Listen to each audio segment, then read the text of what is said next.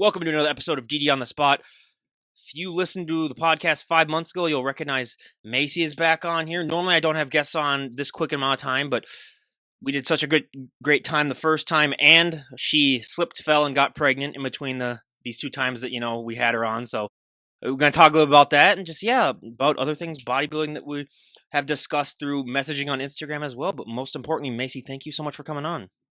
Hi, thank you again for having me on. I'm looking forward to this entire interview. Yeah, absolutely. Well, you're 5 months along. How has your pregnancy been going so far? Honestly, it'd be weird for me to say I'm enjoying it because there are some days where I am frustrated. But for the most part, I really can't complain.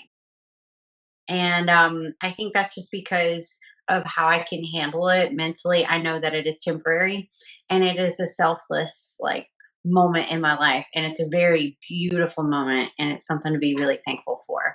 So overall, I think body image issues comes up, headaches, pains, all of those things. But if it's something drastic, go to the doctor. But if it's not, try to manage it on your own. Any weird cravings? No, not really. I think I like salty and spicy foods as it is. So with also having a boy, um, also with that, I do notice I'm like wanting a little bit more saltier and spicier foods more than normal, but I'm cool with it.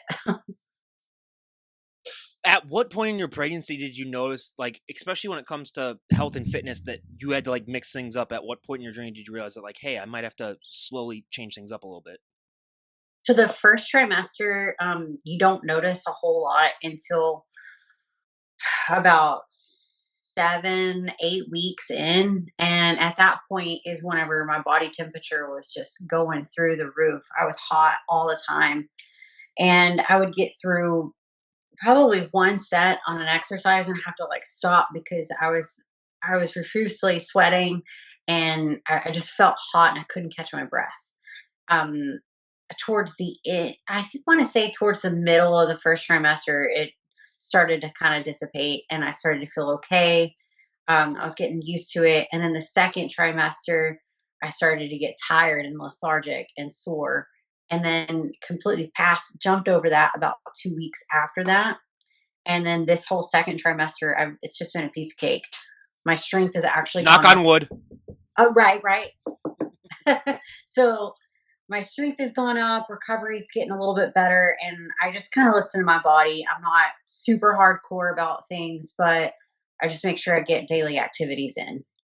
Wait, so your strength has gone up from the first trimester to second trimester? Yes. And that's mainly just due to getting used to where I am, and I don't feel as hot anymore. And I don't like that first trimester is really scary. There's a lot of things that develops and a lot of stuff you have to be careful and mindful of. Um, but once you get through that first trimester and you're good to go, the baby's settled in, and then you also have less likely chance of a miscarriage too. So then you can kind of start adding in a little bit more exercises. I mean, this is a sensation that I'll never know, but what's that feel like to feel something growing inside of you? I can't imagine what that feeling's like. So super funny. I'm not a very big touchy feely type person. It's mainly especially if I'm doing something. If I'm cooking and my husband walks up and he touches my butt or whatever, and I'm like, in the middle of stuff, do that later. So to have a baby kick you from the inside constantly throughout the day, the first 2 weeks I was like, oh, this is cute. And then after that, it's like a fucking arm. And it's all the time, all throughout the night. And I'm like, I know this is good because baby activity is a good sign, but also could you just chill? So it's incredible, but it's also a tad bit annoying at times, but I'm not going to be resentful. Does it ever wake you up at night? Yes. Wow. Yes. So tossing and turning, you can't be still. And then you just have something punching you from the inside.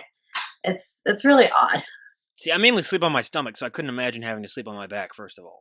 I am well, and you're not supposed to sleep on your back after like 20, 24 weeks or so, because there's a main vein that like basically gets a lot of your blood flow to the baby and for your brain as well. So you have to sleep on your side, which I'm a side sleeper or a stomach sleeper. So I've got a huge pregnancy pillow basically that just blocks our entire bed. They should build something for women where like it's a bed, but there's like a hole in the middle of it, so like your belly can fit through, so you can still sleep on your stomach. They have like floaties like Oh, that. they do. Yeah, they have floaties like that. And I was like, that's cool, but I don't really want like a plasticky floaty Yeah, on my head. yeah. No, I mean, make it nice and squishy. I'd be cool with that. yeah. I mean, it's yeah. It's just it's so fascinating what the body does. Oh yeah. I mean, they actually might have that. It's almost like a donut, you know? They might have those. Now that I think about it. I think they might. Yeah, I bet if they looked up, because like that's one of those inventions where you think that they would have invented it by now, but if they haven't, anyone out there who has the means, go ahead and go for it. You don't even have to credit me because, yeah, I mean, it's just again like well I was saying before, what the body goes through. It's just so incredible. And when you were just adjusting to the limits that you have to put on yourself, especially when it came to working out, what was the hardest thing for you on that? I want to say the hardest adjustment was probably understanding that it's okay to not be 100% right now. Like, I've been logging my workouts for probably 4 or 5 years now. I stopped logging them because if I go back and look where I was, it's not going to matter because every single day is different. So, I mean, I could have a headache one day, I could have great solid energy and like all my workouts are amazing. Then the next day, like today, my knees are killing me. So my leg workout was almost garbage. I mean, and being that you're 5 months into, or no, 6 months into this, I got that wrong. So you're 6 months into this pregnancy. I'll re-edit that in the beginning because I hate it when I get stuff wrong like that. That was my brain fart that I had in the podcast. But now that you're 6 months into this, and you like see like you're talking about before the videos that I posted of women who are 9 months pregnant squatting 315 pounds. How the hell do those people do that? I mean, the only thing that comes to my mind is they've been doing that much weight before. I mean, I know personally, I don't push a lot of weight. I do like just um, progressive overload, and I stay within my range. I only increase certain things over a given period of time, whether that be, reps, sets, form, all kinds of different things, drop sets, whatever it is, just because bodybuilding is a tad bit different than like strength training is. And I'm not trying to grow for strength. Just like, if I was to bust out hit training right now, I would be in a new world. And I'm not trying to do that. I haven't hit trained in, I don't know, probably 7, 8 years. So I'm not trying to touch that right now. Yeah, I'm just thinking about the future heart attack that I'd probably have if I ever did any of that stuff any of my own. So yeah, hit training is definitely that's for a special breed of people too. They're the people that just have that extra added energy in them. And if you're someone like me who doesn't sleep that much, it's just a no go for me. But just this whole journey that you've had so far, and you said that like it's been going smooth sailing and everything. Where would you like? No, hang on, I messed that up. I got tongue tied and twisted here. 1 second. All right, so in three, two, one, and with this whole journey that you've been on, and being that you're 2/3 of the way done, do you have any plans on what you're going to do afterwards, or how long you're going to take off, or before you finally step back and get really back into it? I mean, obviously, we're not talking about competing or anything like that, but just in health and fitness, do you have like a program set up of like how long you're going to give yourself before you start going serious again? Yeah, I mean, so I'm going to go the more natural route. I actually have a birthing center that I'm going to as well. So I'm trying to avoid the hospital, avoid doctors. I've just had bad experiences. And then also, we've been doing this for thousands of years. And I have actually done studies to where over the past 60 years, there's been a 600% increase in women getting C sections, whether it be planned or unplanned. And I just would like to avoid that. And I'd like to avoid any like high risk situations. So I'm taking this as much more natural approach as I can. Depending on what my midwife suggests on whenever I can start and resume, activities. I know they've already told me, "Oh, don't go heavy on things," but I'm already used to training the way I am, and I'm okay with telling myself, "Oh, you can back down. It's not going to hurt you. Like you'll be okay." Um, but I think I'm also going to look at breastfeeding too, and depending on that production and see how long that will take. I'm giving myself probably about 9 months to be like 100% back to where I'm in a solid, like, not off season shape, but like a really beautiful off season shape. What has that been like just for that area of the body to see, like, especially when you're super lean and shredded and, there's not that much there, but now that you're pregnant and how things are getting bigger, what's that been like just to see that difference? Oh man, it is a huge mindset adjustment just because I know that coming from like being enhanced and then also with HRT in place, coming off of all of that entirely, and you're having to readjust hormones, and you see your muscle kind of fade away a little bit, but I try to stay within range of where I have been training. Of course, I'm not, deadlifting as much as I used to, but I don't deadlift all that often. um Seeing the physical changes on my legs really kind of like hits me a lot deeper just because I struggle with getting fat off of my legs, but I'm also 5 foot as well, so all my fat is going to settle on my hips, my butt, my legs, and just that's how it is. So I'm just doing everything as best as I can and just take it one day at a time, and knowing that I have to be thankful for where I am. Oh, I was referring to the boob area, going like when you're competing and like like that you don't really have anything there when you're like right about to step on stage to going to now that you're pregnant and they develop, like, what's that been like seeing that So transformation take place? I do have implants. I've had implants for 2 years now. So that was a big change for me, actually having something there. And then now they're just growing even more. And I was like, good Lord. I know that my husband is like, oh, what if we got this size implant? I'm like, no, no, brother. Like, it's not gonna happen.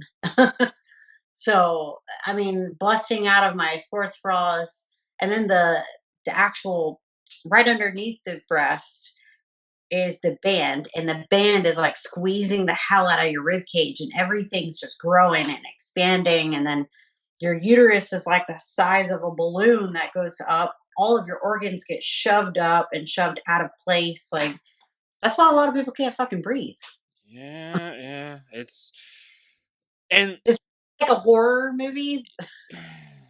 It's a beautiful the experience. female body, I tell you, that's why every morning I wake up and I look at the sky and I say, "Thank you, God, for giving me what you gave me. Thank you for that." But no, but do they ever warn you when you're getting an augmentation that, like, if you get pregnant, like, especially if your body changes like that, like, does any of the implants like maybe affect how, like, the growth or anything like that? Of again, this talking from a guy that's not that's never experienced breast augmentation, so I'll Yeah. say some stupid stuff. No, that's fine. I mean, I we all think about it too, because like if you go in to get, a breast augmentation, you want them perky, right? And then they fill up, and then you breastfeed, and then they drop.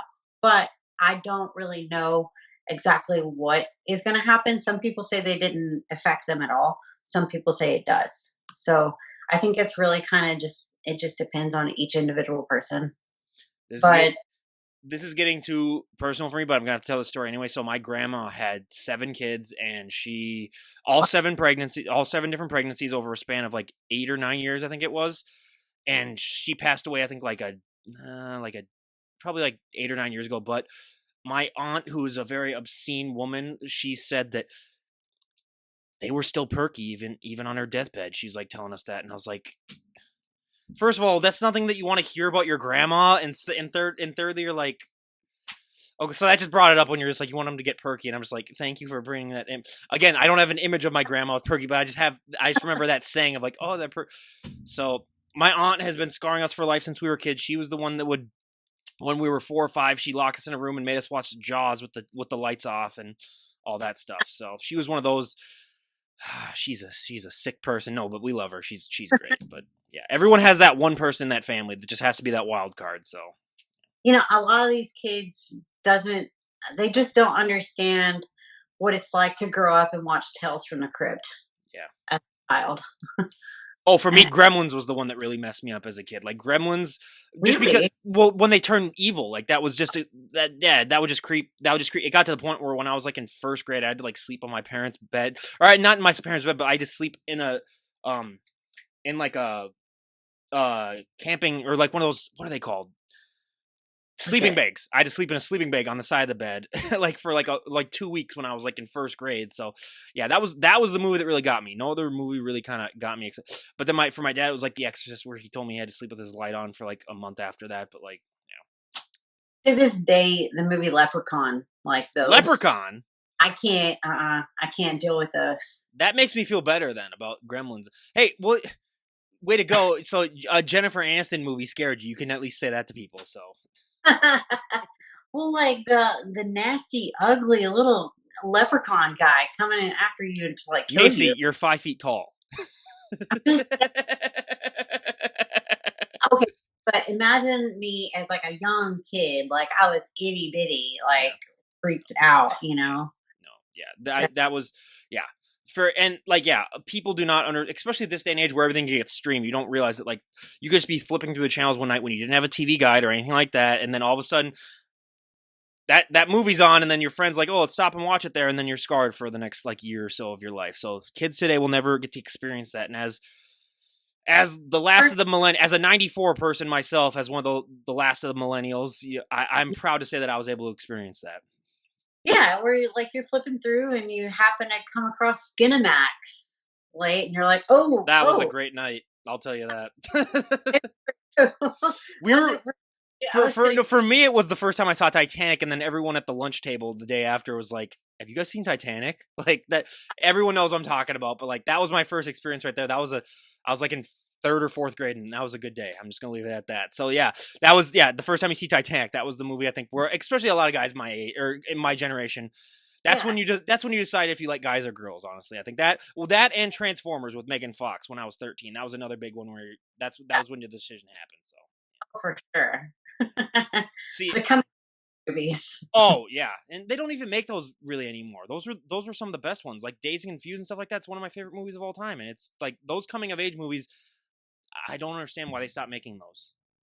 I know we are in a very strange time. Yeah. Well, yeah, we could talk for 100 hours about that, but before we just tangent out of it, which believe me, if I just wanted to, we could talk about that for 5 hours and it would be great for me. But like we talked a little bit about like through Instagram messaging about like how bodybuilding's been and stuff, and I'm just like it's kind of the point now where like I've never even been to like a pro show, and I don't have any intention of even going to a pro show. It's not that I don't support the people. I don't want to give a dime to the promoters or like the places doing it. So I've only gone to a few local shows, and even when I go there, I'm like, oh, I don't even know if I should be, even supporting. Well, I will say I've never even paid for a show because I have a trick where what they do is they have a marker that they put on your hand to like give you like a check mark if you've paid or not. So I just bring a colored pen of every single color imaginable, and I figure out what one they're going to use, and I just put it on my hand. So you save $60. So Damn, they don't do that anymore. They use wristbands. Most of them now. don't mention that because I don't want to give them ideas, Macy. I'm gonna do, no, I'm just kidding, but no, and yeah, so I have been doing that the last 3 years, but no, but Oh, it's 3 years in a row, so I've saved like $180 over the last 3 years just by because I've only gone to one show 3 times, and I only go there just because a lot of the guests that I've had on are either there or they're competing, and then it's sort of like a meet and greet kind of thing that we do as well. But like it's just gotten to the point where I don't even support that myself, and I'll let the other channels that do this support them. But like, where are you at right now when it comes to just viewing bodybuilding from the outside? man, especially I love women's physique. I always will. But I don't see them changing it, which is kind of sad and unfortunate. I just know after listening to Tyler Mannion's like recaps from certain shows, he doesn't mention anything of like the criteria for women's physique. He said that this is, what we're looking for. Um, and that's pretty much it. And then critiques like their posing or whatever, going over each pose compared first, second place. And it's great recap, great reviews, but there's not enough like actual just nitty gritty straight to the point. Like, hey, this is too much conditioning. This is too much size. And I wish that would be more present and more transparent because every single one of these girls are completely different. Like I'm 5 foot. So me stepping on stage at 115 pounds is impressive for me. I turned pro at 105. So in the course of, 4 or 5 years, I've happened to gain like a little bit more size each year. There's also girls on stage like 170 pounds, 180 pounds. And it's like, that's a lot. Of course, there's height difference. So would we start doing height and weight classes just like classic physique? How's that going to go? Would that dip into like an eating disorder? Because we don't want to do that. But there's got to be some sort of like, I don't know, just some sort of direction because I see some pro shows where they go for a smaller, sleeker look, and then I see some where they're just massive. So, and they're never, ever, ever going to say, oh, West Side judge is different, East Side judge is different. They're never going to say that. They say they all judge the same, but every single judging panel is completely different too. So, Like, this is just my opinion, but do you ever honestly, like, deep down just think to yourself, like, competing is kind of an eating disorder in and of itself? Because, like, I talk to some of these guests, and, like, a lot of them do come from the eating disorder background, and then sometimes I'm even thinking to myself, it's like, so you kind of just replaced eating disorder with, like, another form of eating disorder. And I'm not insulting anyone, by the way. I'm just saying that, like, I just think that deep down where it's like, competing is kind of a type of eating disorder when you really think about it. so I don't think of it that way. And this is the reason. So, if you were to look at an MMA fighter and they actually have to make weight, Oh, that is an eating. I'm sorry, like wrestlers, like actual wrestlers, not like WWE ones. That yeah, is that is an eating disorder extreme. Yeah, yeah, but they're doing it for a sport. yeah, So, it's actually an eating disorder. yeah. That's true. So that's how I think of it. I'm like, this is an actual dedicated, like driven sport, and we're pretty fucking like, give me just a Oh, no second. problem.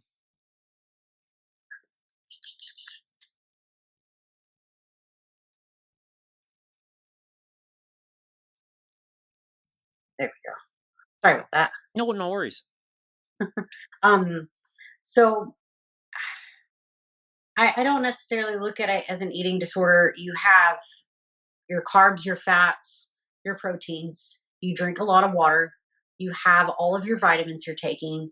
Now, if I was to look at modeling, there's literally like actual diets from like the 90s where they drank wine and they had fish and wine and they had fruit. Like there was And they no, smoke cigarettes constantly. That was their big yeah, so that to curb their appetite.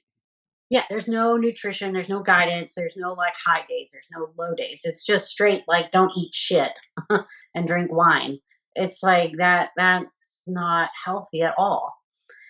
Now, is this healthy? No, but it's temporary. Bodybuilding prep should always be temporary.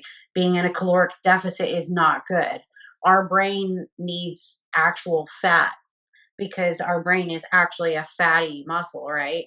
Or organ, whatever you want to call it. But you also need healthy fats for your reproductive organs and cognitive thinking.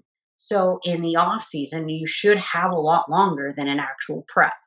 So for me personally, if you come from an eating disorder background, deeply address that to the point where what is the root cause? Is it body image issues or is it a weight scale number and how can you break past that?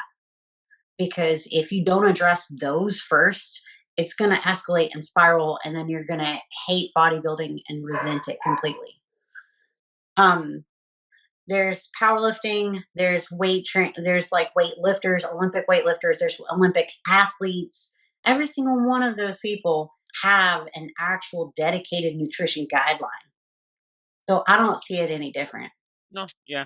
I mean, I just think, just from me talking to so many people, that like there are times where like legitimately it is like an eating disorder. So there's sometimes that happen to that, and sometimes when I look at the cardio too, like some of those people, it depends on how much cardio you're doing too. Like I've talked to someone who does like 3 hours a day, and then you're like, okay, that's Yeah. some type of disorder right there. Where, yeah. So again, there's exceptions to every single case, but I do think deep down, I wouldn't really necessarily consider it disorder eating, but I'm like, if I was someone in the general public who had no knowledge of it, I'd look at it and be like, oh my god, yeah, this is this is an eating disorder. But yeah.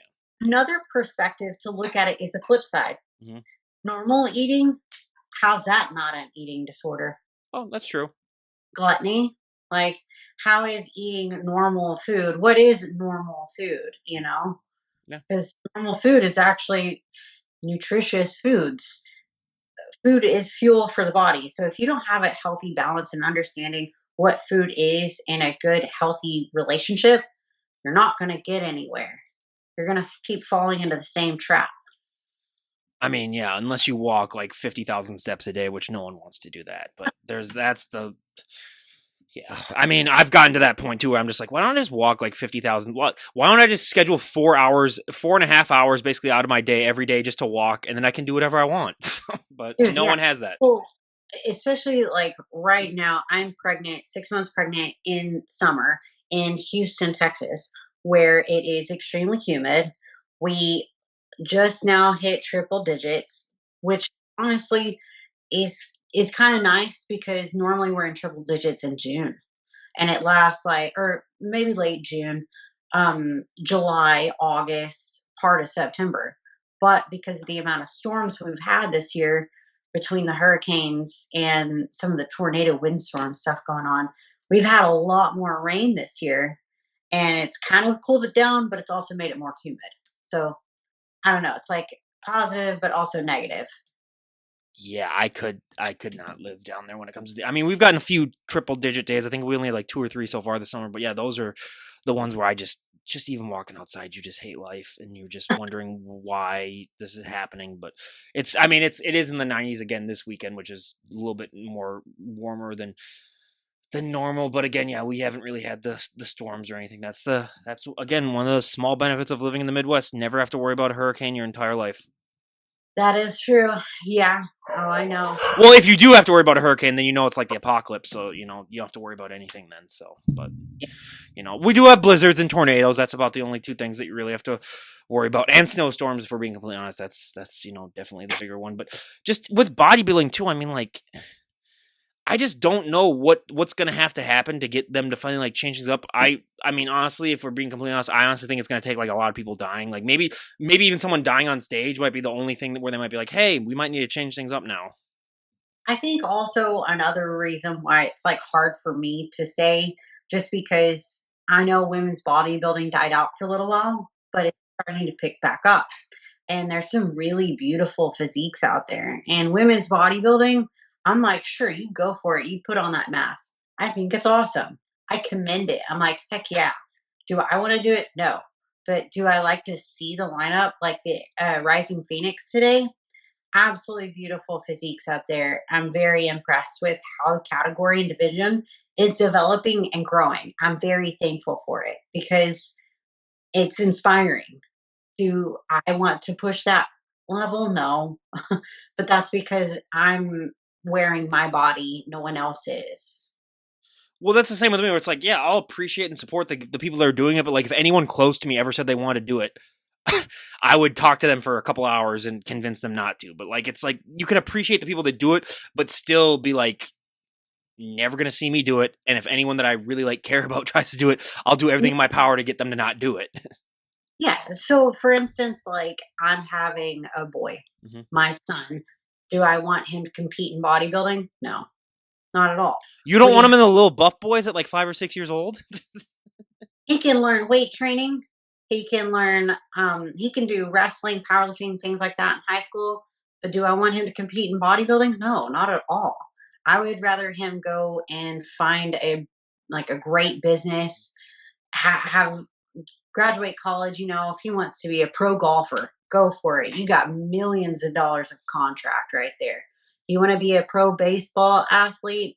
I will help you. I will do everything in my Well, first power. of all, how tall is your husband? He's 5'6". Okay, so I'm gonna be honest. That kid's not gonna be tall enough to be to be in most sports. I mean, we're gonna be like, I was thinking about why isn't he a football player? But then if the mom is 5 feet and the dad's 5'6", that uh, My dad's side golf is maybe. my dad's side is taller. So my nephew is, I don't even know, he's like 5'9", maybe 5'9", 5'10", and he's 18 years old. Like, his mother is a shorter Mexican lady, and my brother's not much taller than, I mean, he's maybe 5'7". So how he got that height, I don't know. I really think it's through my dad's side. So we'll see where it's at. Meanwhile, you got me 6'3" and my fiance 6'1". We're gonna have our next. We're gonna be a Division 1 breeding factory. That's what we're gonna do. Yeah. So at least it's not like, because they have been stories of like if the guy's really tall and the girl's short, like it's makes the pregnancy so much harder too, especially if it's like a big kid. So at least when you have like two taller-ish people together, then it's not gonna be like as painful. So yeah, like Yeah, if you said that your husband's like 6'5", I'd be like, oh god, this is gonna be bad. I don't know. I dated a guy once that was over 6 feet, and I mean, at that time, I was like, "Ooh, tall," but looking back, I'm like, "God, that was annoying as hell." Because like I was like right at his belly button. Oh yeah, one of my first girlfriends I ever dated in high school, I think she was like 5'1" or something like that. And yeah, I would just pet her on the head like a basketball or bounce her like a bat, jokingly, but like, yeah, it becomes weird when it gets to that big of a difference. That's why I made my rule. It's got to be like at least 5'6" or above. That was my rule then for a while. Yeah, But yeah, so yeah, because and honestly, it. I didn't want to get too many stares. I was in my conscience phase, so I didn't want to get too many stares if I was a foot and a half taller than the girl that I was dating, just walking down the street next to her, and just everyone's like, "Hey, is that your daughter?" It's like, no. what are you doing? What are you doing? So, what was that like when you were actually? I don't know if I asked this, but when you were in the height of bodybuilding, when you were at your most jacked, being 5 foot tall, like what was that reaction like? Seeing a shorter woman just jacked out of her mind, just walking down the street or just doing stuff. Let's see. I know there was a lot of looks that I got at grocery stores. I didn't get a lot of negative feedback until like it was right at competition with the tan and all that stuff. I think the tan throws it off for people. But just walking around normal as in the grocery store, people just stopped me and my husband and say, y'all are really inspiring. Like y'all look amazing. Keep doing what you're doing. Um, I think some of the negative stuff I've gotten, I want to say it was 2018 in Vegas.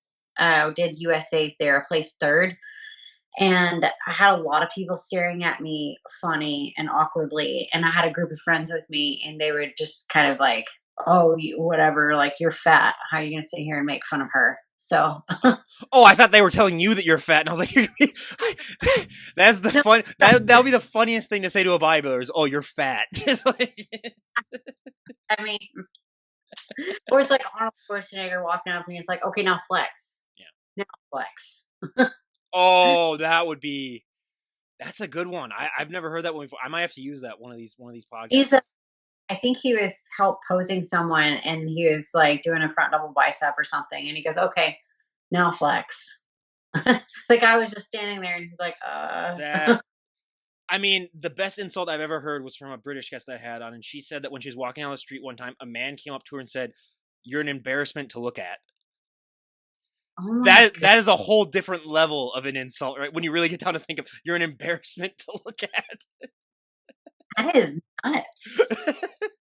Good Lord. I'm saving that one for like that's my nuclear code. Like if I ever have to use it, that's when stuff's really gonna hit the fan. But I have that locked away in my brain in case I ever have to use it. But I hope I never have to. But no, and then you got the classic bodybuilder where if they're working out, you just walk up right and whisper in their ear, looking a little small today, and then you run away as soon before they can even turn around and say anything to you. That'll just mind fuck them for the rest of the day. So Or you always see that meme and it's like guys get into bodybuilding and weight training just to get the girls. But and they when end up you, getting admired by other dudes. Yeah.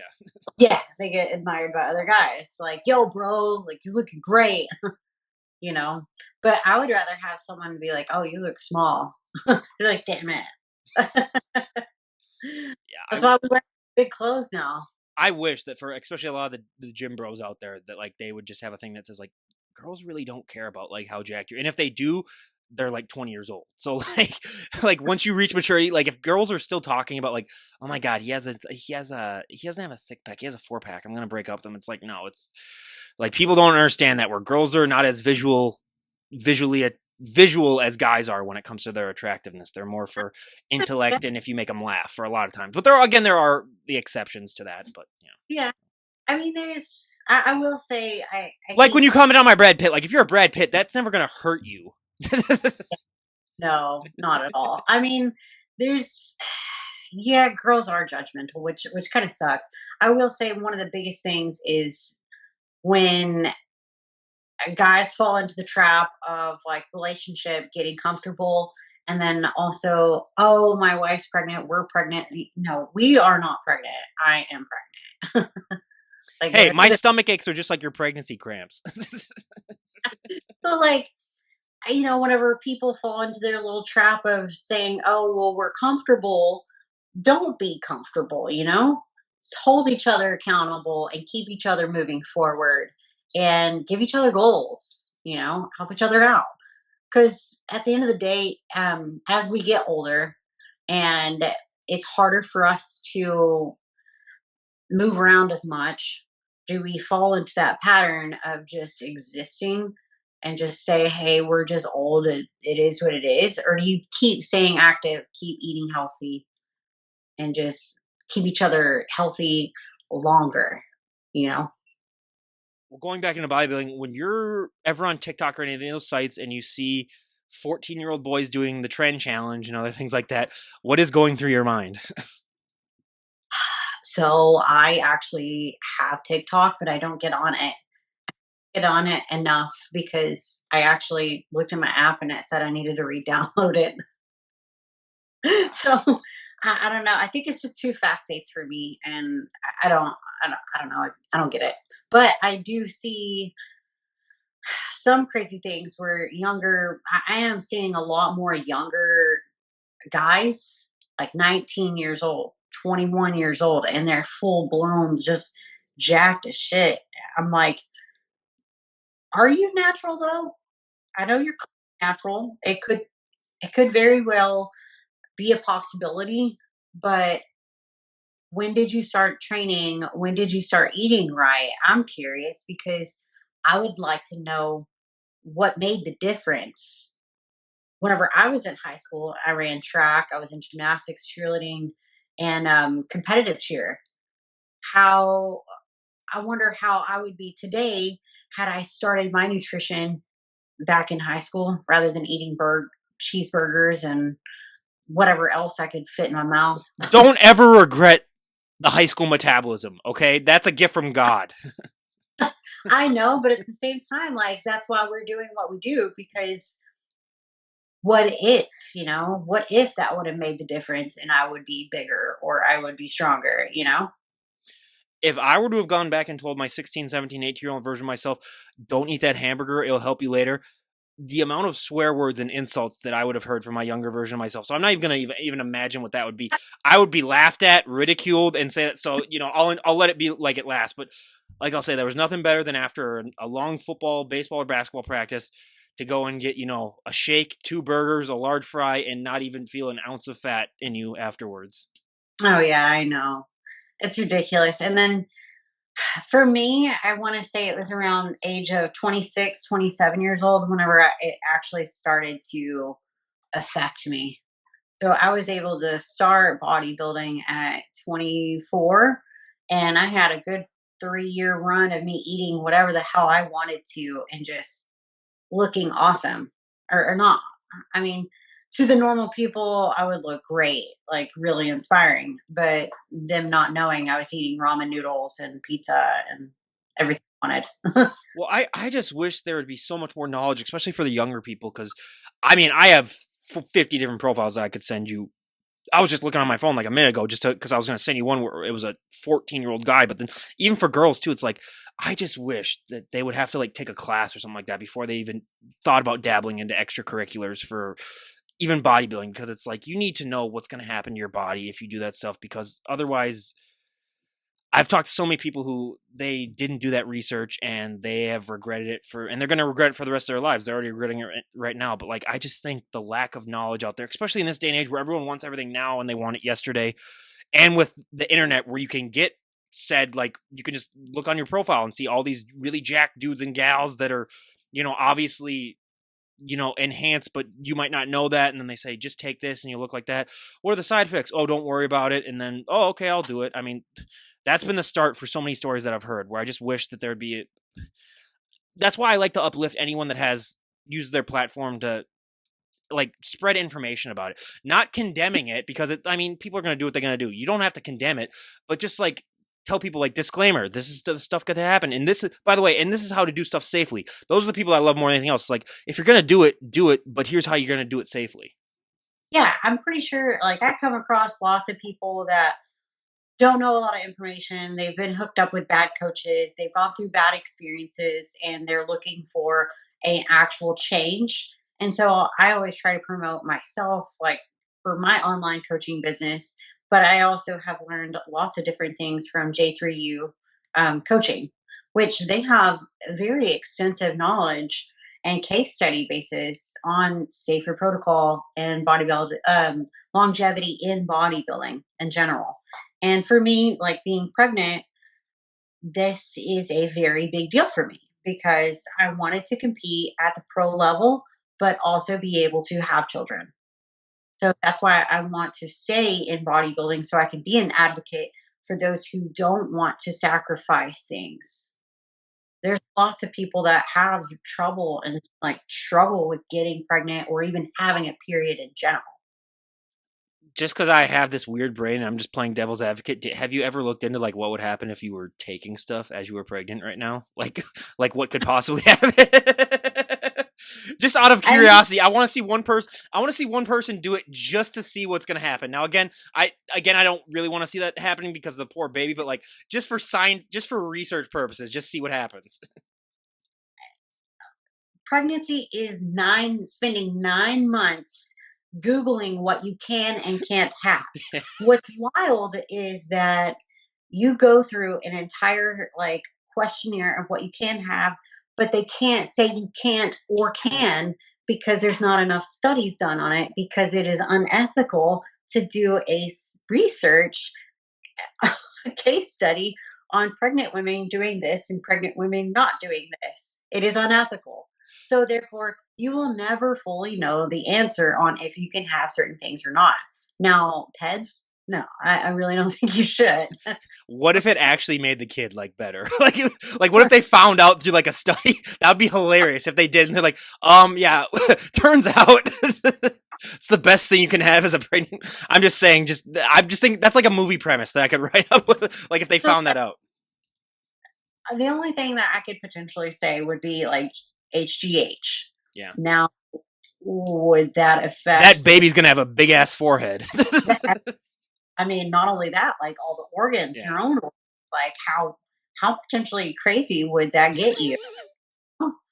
But kid's gonna have a horse heart. A kid's gonna have a horse heart coming out.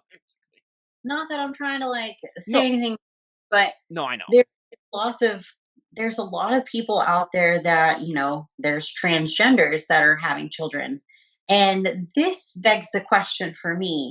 I had to come off of my HRT in order to actually solidify the pregnancy. How much tests are they doing in order to transition, but still have a baby? I'm very curious to that. Like, how are they doing that? Because I couldn't, you Yeah, know, and when that because comes, yeah, no, I was just gonna say that comes into a topic that like I've always wanted to talk about, but I've never really wanted to because I didn't want to insult anyone. But then I made a video about it where it's like, at what point do a lot of people realize that for a lot of the competitors, like the amount of stuff that they take has been more than like someone wanting to do a sex change, and then at what point do we realize that like, hey, at what point is this still female bodybuilding when it's like, yeah, that, and I don't want to, and obviously I don't want to insult anyone or bring that up, but like, no, these are just the thoughts that I have when I'm walking at night or when I'm editing some of these podcasts. It's just like, at what point is this not female bodybuilding anymore? If we're being completely honest. yeah, and I mean that's how I feel. It's whenever we're going through a prep. you also do your blood work because you want to see where your levels are. Now, if you still fall within a good range of your testosterone levels, then you should be okay. But every single person's different, and what I take might not be the same for someone else. I have a little bit higher tolerance or a lower tolerance than someone else, so I can do things a little bit differently. Like, for instance, Winstraw. Winstraw has ruined a lot of people's voice, like vocals. Have I taken it? Yes, I have. But I was suggested to take more at one time and I refused it just because what if that was the final cap? That was the nail in the coffin that gave me the vocal cord change, or that just ruined me. I don't know. Will I ever know? No, because I don't want to go back and risk it. you know, would I ever take it again? No, I wouldn't, because I spent 25 years as in like gymnastics and cheerleading. My joints are extremely brittle as it is. So pulling all of that fluid out of your joints and everything, drying you out that hard, I I just won't do it. And then also the risks that you take in order to even have that in place. I couldn't do it. I don't recommend people doing it, but people are going to do it. What's that feeling like when you're that dried out? I've never actually asked this to a body, but like when you're doing your cycle and you're just that dried out, like what's that feel like to like have zero amount of stuff in you, basically? I can explain it in words, but I don't know if anyone will ever fully truly Yeah. understand. But I can break it down to you this way. So a skeleton for Halloween decorations, how the legs just and there's really nothing in between those joints from those knee joints and stuff and the legs. That's kind of how it feels. Like you're just here and you're not there at the same time. So, like, sitting down hurts, standing, sitting up, like, everything hurts. I do tell people, like, if you're serious about bodybuilding, I hope you understand the last month or so, you get to a point to where you don't really have a lot of emotions. You kind of just go numb, and it's okay. But the partner that you're with needs to also understand it, support you, and respect you, but also hold you accountable too. So, like, relationships is very important to me, and the people I coach and the people I work with and the people I talk to, I tell them have a strong foundation within your support system because you're going to rely on them, but they also rely on you. So if you're not doing your part as a person, what kind of person are you? So there was lots of times where I would be like answering my husband and not actually physically talking. And he's like, "Hey, I need you to communicate." And I'm like, "I'm really sorry. I swear to God, I answered you. I just didn't know I wasn't talking." So I had to check myself a couple of times. I've had clients talk to me about their issues. And I think that's the biggest issue is just communication. Well, and obviously you don't have to like share any personal experience or anything like that, but I've always been concerned about, or I've always been fascinated, I should say, about like the whole libido, especially like as you're getting ready to go on a show and people talk about how like there is none at all. And like that's one thing that like from an outside perspective, the general public would think like, oh, they're on all this stuff. You think that their libido would just be through the roof and they would just be, like 17 times a day or something like that. But a lot of people just don't understand because of the dieting and everything like that. But how bad is it to the point of like where you're not thinking about it or you just literally can't? Literally, whenever I say the word numb, it's numb to everything. So you're numb to sexual desire, you're numb to laughing, you're numb to story time, like literally anything. Like, I love my dogs, but I didn't really have joy to be around them as much, which is really, really sad. It's not that I didn't want to be there. I just didn't want to play fetch because I was tired, you know? And I didn't want to walk them because it was hard for me to just walk myself because I had to get steps in per day. So it is very taxing, but it's a very short window. And after that, you move forward. But it's low fat is all it is. But you try not to pull as I don't. I try not to pull my fat down until maybe the very last minute because you do need that fat in order for cognitive thinking and bodily functions. Um, some people literally do like no fats, they pull their carbs out, everything, and it just crashes them completely. And then they're left wondering why their thyroid is all fucked up. It's like, well, you crashed everything to the bare minimum and then you ramped up T3 through the roof. That's probably why. Everything comes in small increment stages. So you're telling me there was a moment that if your husband had given you the go ahead and like Brad Pitt in his prime came up to you, you would have no feeling at all. Nah, not nothing. No, That, but that's the test right there. So yeah, I guess. and that's the thing is like that's why I say you got to have a partner that supports you and understands as well. And we both understand because we both compete. We both know what it takes. And if I need a little bit of a push to like be a better partner, he's going to give it to me and I won't feel insulted. I know I'm doing this to myself. I could pull out of it at any moment, but he wouldn't let me because of the type of person he is and the fact that we both love this. Is it different in your personal experience for guys and girls when it comes to like how numb you can be? Is it a little less numb for guys or like is it the same amount? I want to say it's the same. Just from the people I've talked to, um, I know that my husband feels the same. One of my clients that competed last year, I warned him and told him what it would be like. And then after he got out of prep, he was like, I know exactly what you mean by that now. And then he told me about like his relationship and like even playing fetch with his dogs, having fun with his dog. And I was like, yeah, I was like, I did the same thing. So, I mean, it's a lot of people can't understand it and they don't want to do it. And that's okay. I don't think there's anything wrong with anyone saying, I don't enjoy bodybuilding. It's like, okay, well, it's not for you. And that's fine. It's not for everyone. Oh yeah, like that's why the only times I really laugh at people are people where they're like, everyone should try bodybuilding. And I'm just like, No. what do you what? It's like that is a very specific type of person that can deal with it. Saying that everyone should try it. It's like it's like saying like everyone should try to eat apples or something. It's like it's a little different where it's just like, come on, guys. Where there some people make those statements where you're just like, okay, what are you doing here? But there's always going to be people like that just Yeah. you just So gotta. I guess I'm a little bit of a different athlete because I don't make bodybuilding my entire life. It is what everyone sees on my Instagram, but I'm also a real estate agent. I have a coaching business too.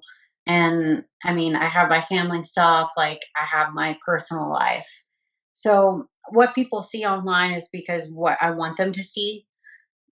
And I'm trying to hide anything crazy, but there's life outside of bodybuilding.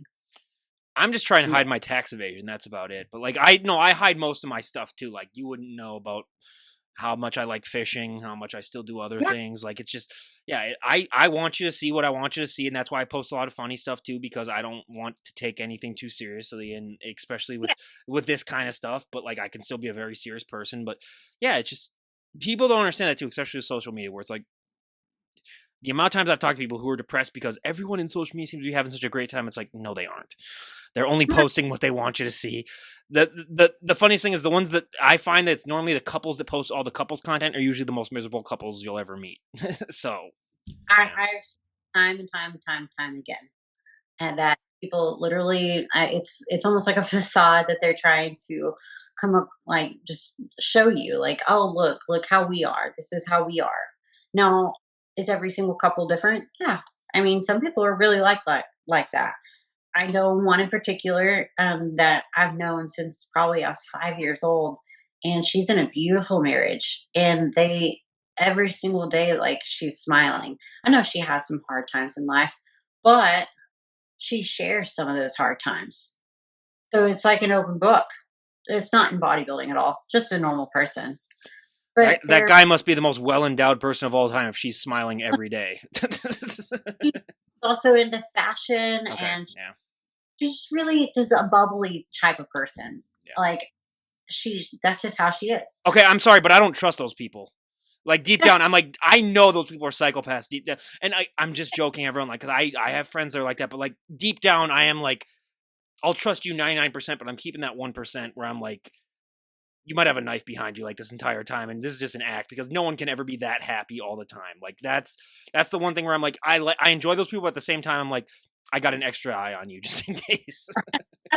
And like, I guess it's if you've known that person forever and they've always been that way, like you're just like, good for you. I love that for you. Can I be bubbly and happy every day? No, I can't. Like the ones that always post like the live, laugh, love crap and stuff like that. You're just like, oh my god, I hate you. I have that in my bathroom. No, but I'm at least you. I mean, you have that, but I'm talking about the people that like post that on social media, like live, laugh, love. Life is a gift. Enjoy it and stuff. And you're just like, Or the daily affirmations. It's like, are you saying that for you or are you saying that for everyone and else? those are mainly the women that have never worked a day in their life because they married rich, and then they just spend their entire time posting on social media about. That's what I figured for a lot of those ones too, and that's just because they're bored, so then they're trying to do stuff. But yeah, that's the whole thing. But I mean, yeah, Macy, good God, we've already been going at this for an hour, and I am, my stomach is rumbling. I was at the fair like I told her today, and I gained about 5 pounds in food, so we're gonna have to cut things short now. I knew that I was probably gonna have about an hour in me before this stuff would get going, but again, like everyone, go and give her a follow on her Instagram page. Buyer beware, you will get inspired to, start working out and get in shape and all that. And Macy, I can't wait to first of all see your son when he gets born, and I mean, hopefully, fingers crossed, let him be tall. When I say tall, I'm saying don't let him be like 5'2". Don't curse the kid like that. So prayers You at him for that. about that. Prayers for him about that. But yeah, again, thank you so much for coming on and talking to us. I really, really appreciate it. Thank you. I really appreciate it. Absolutely. Well, everyone, this is Ryan Johnson, DD on the spot, signing off. Have a great day, everyone.